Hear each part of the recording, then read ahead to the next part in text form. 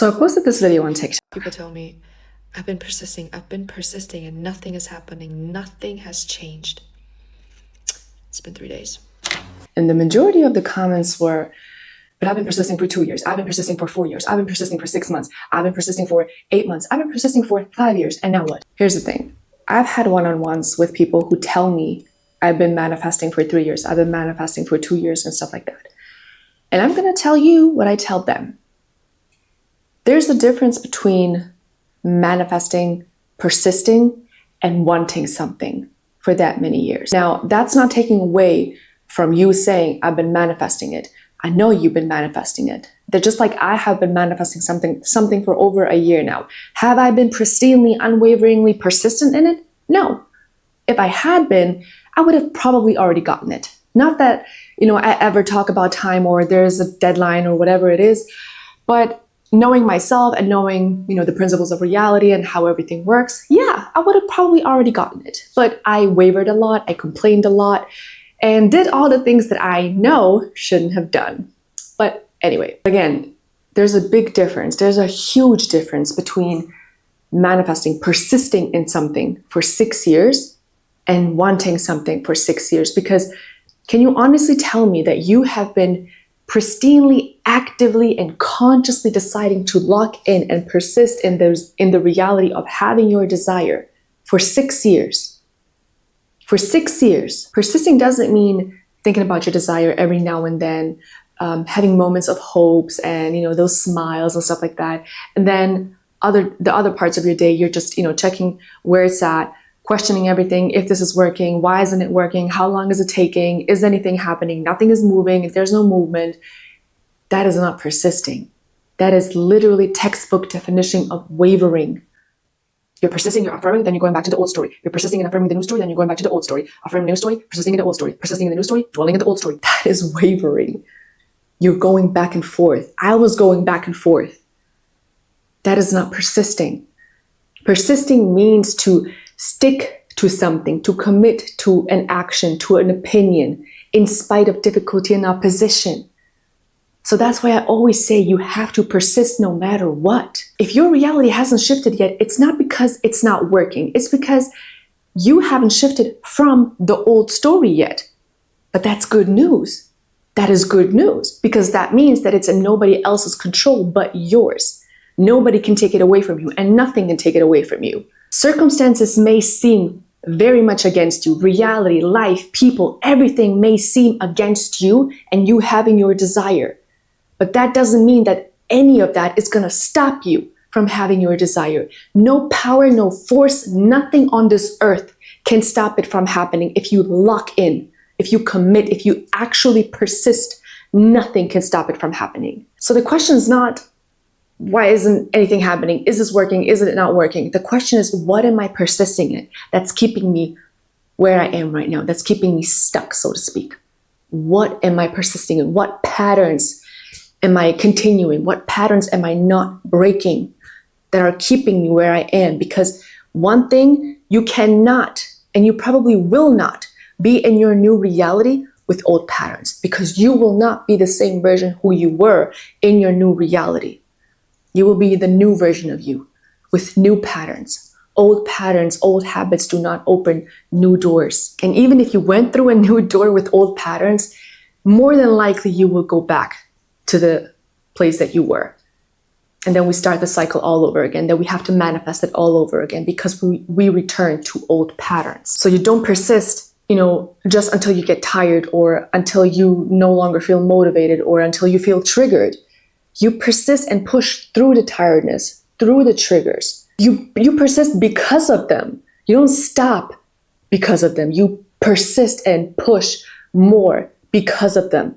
Because if you're going through hell, you don't stop in hell. You keep going. Even if you're crawling, you keep going. Why would you want to stop in hell? Because if the same 3D that made you start is the same one that's making you quit, that's a cycle that you need to break.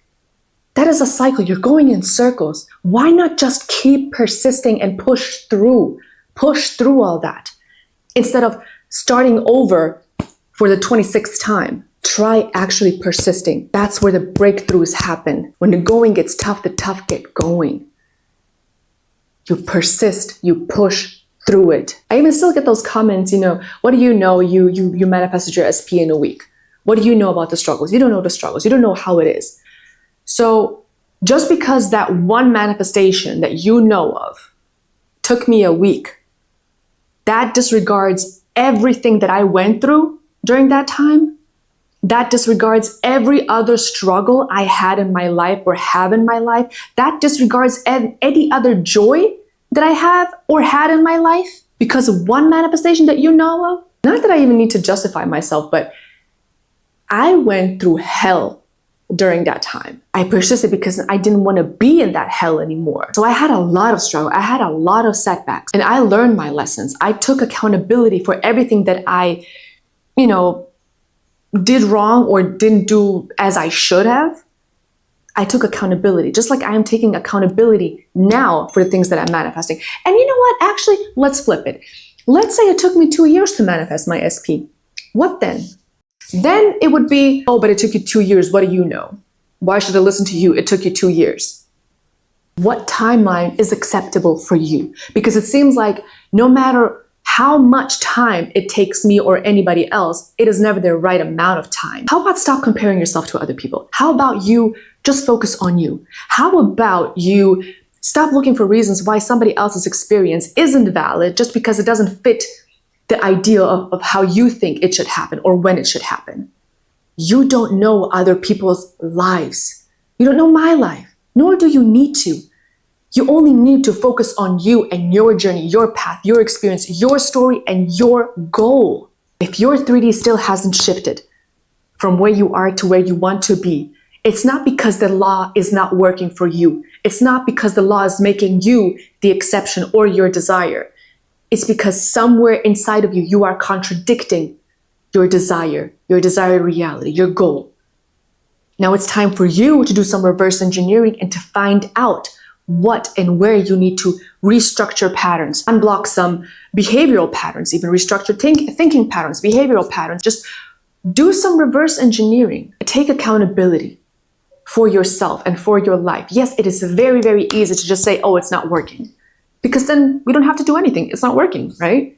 And it's easier to just say it's not working than to actually put in the work. Because this is not easy work. This is very much difficult work sometimes. This is not all rainbows and butterflies and roses and peaches and cream. This was me today or yesterday, depending on when you're watching this. This is what the journey looks like sometimes. And that's okay. You're human. Your soul, your heart crave for your desire. Just like my heart and my soul crave for my desire. So yeah, this is me sometimes. And that's okay. I persist through it.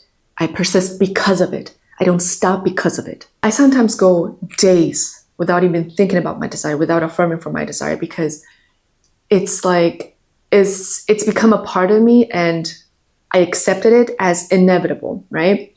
So I don't question if or when it's gonna happen. I just know it's gonna happen. It's like, I got that contract. Hey, it's gonna happen, but the date, we don't know the date, but it's happening. So I signed it, it's fine.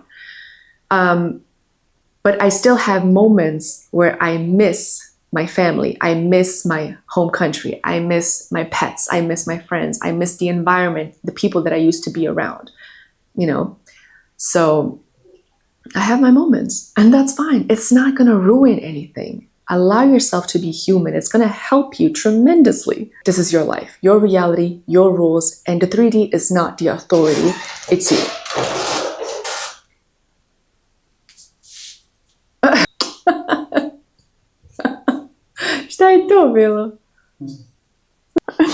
Anyway, what was I saying? Right.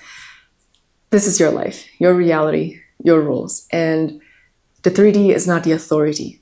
It's you. It's not called the law of the 3D, right? It's called the law of assumption, the law of persistence. So the only thing that's standing between you and you living your desired reality, your dream life, is your willingness, your determination to lock in no matter what, no matter how long it takes, because it doesn't matter how long it takes. It doesn't matter. I have a lot of people in the comments on that video on TikTok, and they say, oh, it's supposed to take 2 days, it's supposed to take a day, or it's supposed to take a week or whatever. Like, if, again, that if you think that what I'm preaching about is a limitation, is a limiting belief, then please just stick to the coaches that resonate with you. You have to put in the effort. If you want things to change, then you're going to have to change certain things. That's the way it is.